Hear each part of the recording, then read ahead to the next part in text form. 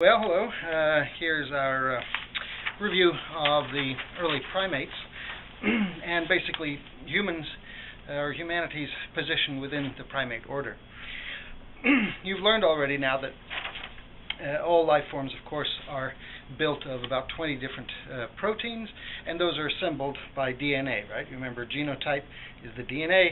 It constructs or instructs the building of a phenotype from various proteins.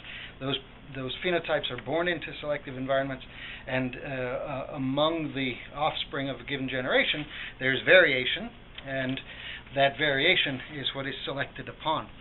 And essentially, that's the central. Those are the central facts of biological change.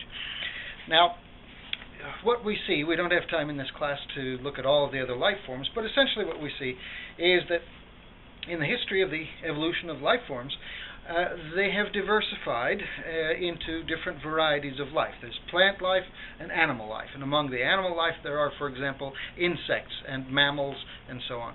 And among the mammals there is the order of primates, the group, the biological class or order of what we call primates. And these are animals, mammals, that have a particular set of characteristics, and you can see those in the introduction to the primate order that I've put online.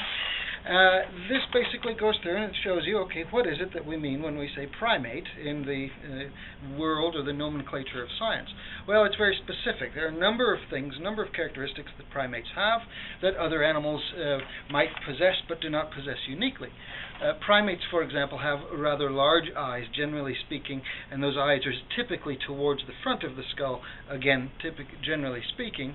And when we assemble or when we look at different life forms worldwide, we see that, okay, here are the characteristics that distinguish primates and distinguish insects and distinguish the artiodactyls and the cetacea and all the varieties of life. Today then, or this week then, we're looking at the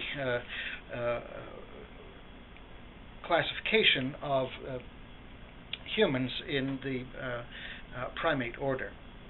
So to get familiar with that, we'd like to have a look. I'd like you to have a look at a little bit of the background and where the primate order sort of originally came from in the first place, and then we'll get more into the focus of what is the primate order. All right. So one of the things I put online for you was this diagram, and I put it on there as a PDF file. I suggest that you print it out in an 8.5 by 11 sheet, for example, and then take it to a Xerox machine and blow it up to sort of poster size so you can see it a little bit better.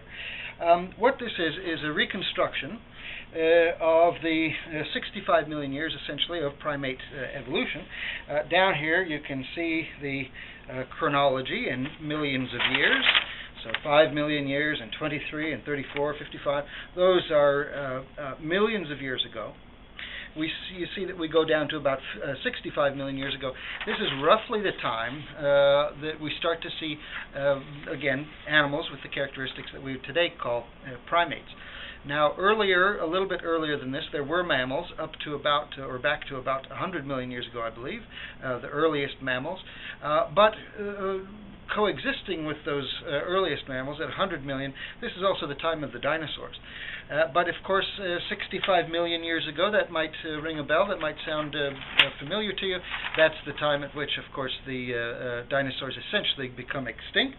And after that, you have the ecological niches, the selective environments, essentially, that the dinosaurs used to occupy. Those are vacated by their extinction, and many other life forms essentially take over and inhabit those ecological niches.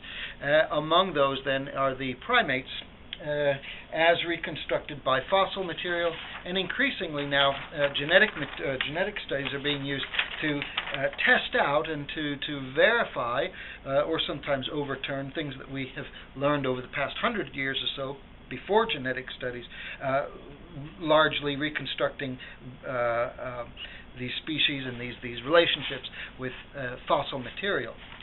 Just as an example, here's a fossil an early fossil primate, well, about 20 million years old, so about halfway through our evolutionary run so far, from Rusinga Island in Kenya.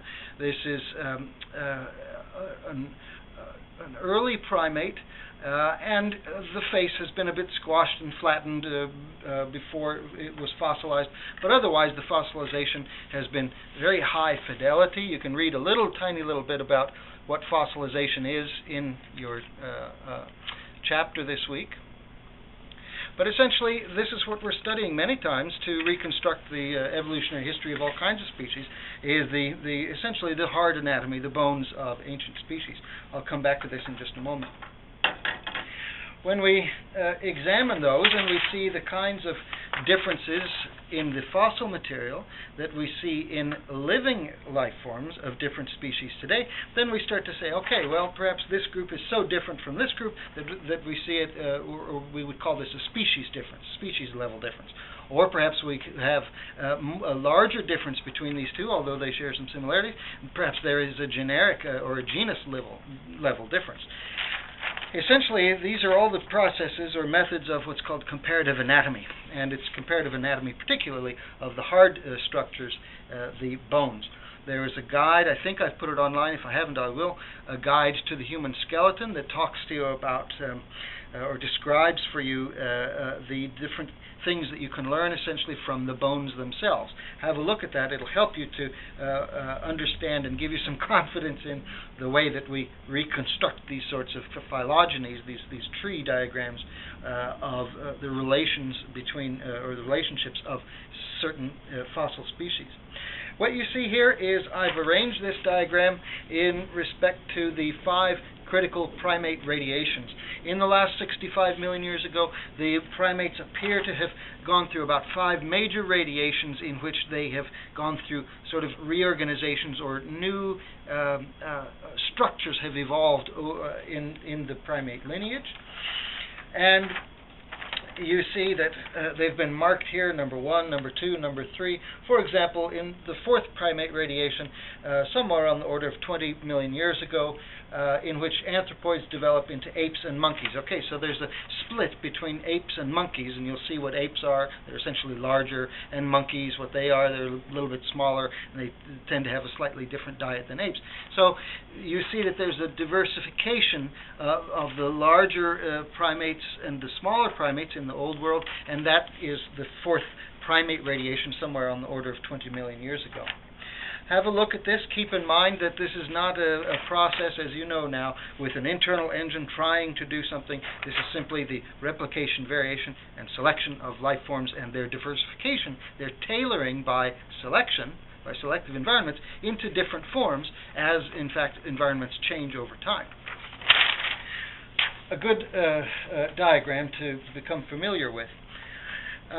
This is a small, short, not too short, introduction to the primate order, and this will give you a good idea of where we stand, or how it is that we fit into the world of mammals. And we can see all of that, as I said, from quite early on in the fossil record. You can start to see it with the origin of primates, with very small primates, sort of squirrel-sized primates as early as 60 million years ago. But later on it becomes quite a bit clearer when we see larger early primates like this one, proconsul.